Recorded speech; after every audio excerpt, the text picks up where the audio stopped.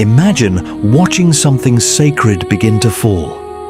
You instinctively reach out to catch it. You're trying to help. You're trying to protect it. But instead of being praised for helping, God strikes you. You die. That is exactly what happened to a man named Uzzah. And his story raises one of the most uncomfortable questions in the Bible.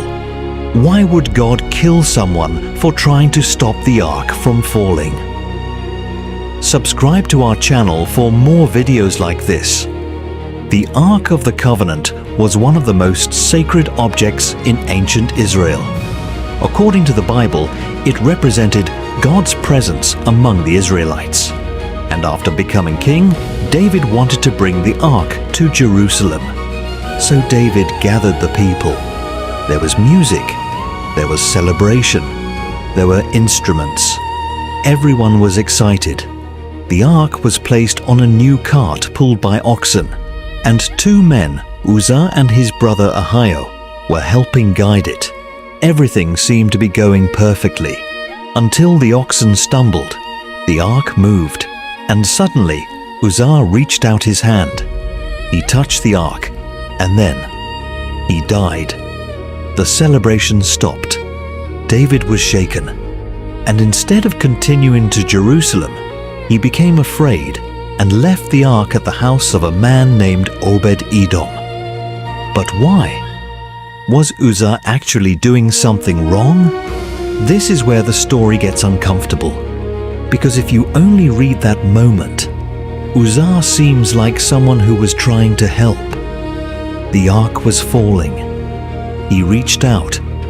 That sounds like an instinctive reaction.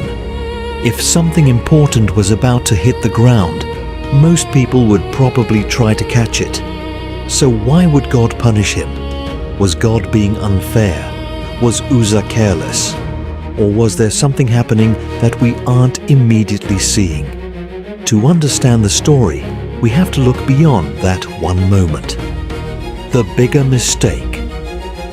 The Bible had already given the Israelites specific instructions about how the ark was supposed to be transported. It wasn't supposed to be carried around like an ordinary object. The Levites were instructed to carry it using poles, and they were warned not to touch the holy objects. But when David brought the ark toward Jerusalem, it was placed on a new cart pulled by oxen. And this is important. The problem may not have started when Uzzah touched the ark. The problem may have started much earlier. The people were moving something sacred in a way that didn't follow the instructions they had been given. And when the oxen stumbled, Uzzah reacted. He reached out, but the biblical account says that God's anger burned against him, and Uzzah died there beside the ark.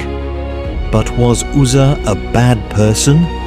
The Bible doesn't tell us that Uzzah was some terrible man. It doesn't give us a long list of his sins. It doesn't say he was plotting against God. And that's what makes the story so difficult. We don't know everything about Uzzah's motives.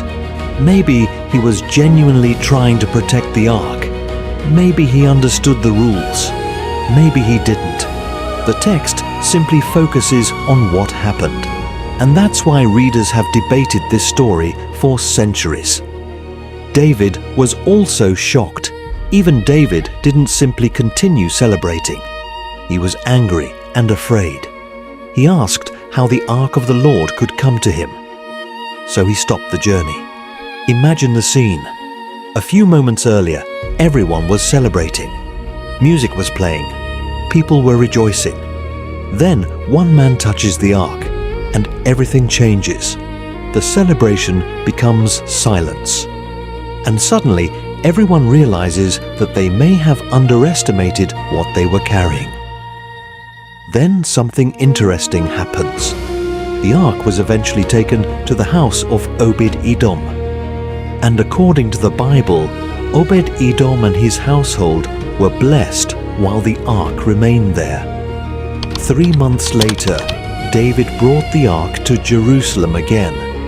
But this time, things were done differently. The ark was carried according to the proper instructions, and eventually it reached Jerusalem. So perhaps the story isn't simply about one man's hand touching a box. Perhaps it's about something much bigger. How do people treat what they consider sacred? The difficult question. Still, one question remains. Was Uzzah's death fair? That's where the story becomes a matter of interpretation. Some people see it as a warning about God's holiness and obedience. Others struggle with the severity of the punishment, especially because Uzzah appears to have been trying to prevent the ark from falling. And the Bible doesn't give us all the answers we'd like. That's important to admit. We shouldn't pretend the text explains every detail. But there is one thing the story makes very clear.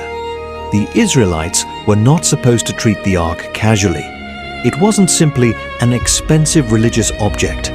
For them, it represented the presence of God. And the story emphasizes that sacred things were to be approached according to God's instructions. So what really killed Uzzah? Was it simply touching the ark? Or was his death connected to the larger failure to follow the instructions concerning the ark? The biblical story points us toward the second interpretation. The transportation itself had already gone wrong. And Uzzah's touch happened at the climax of that mistake. But there's still something uncomfortable about the story. And perhaps that's why it has survived for thousands of years. It doesn't give us an easy answer. It forces us to wrestle with difficult questions about holiness, obedience, intention, and justice.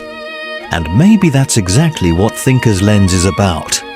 Not telling you what you must think, but giving you the story, showing you the evidence, and allowing you to ask, if Uzzah was only trying to help, why did he have to die?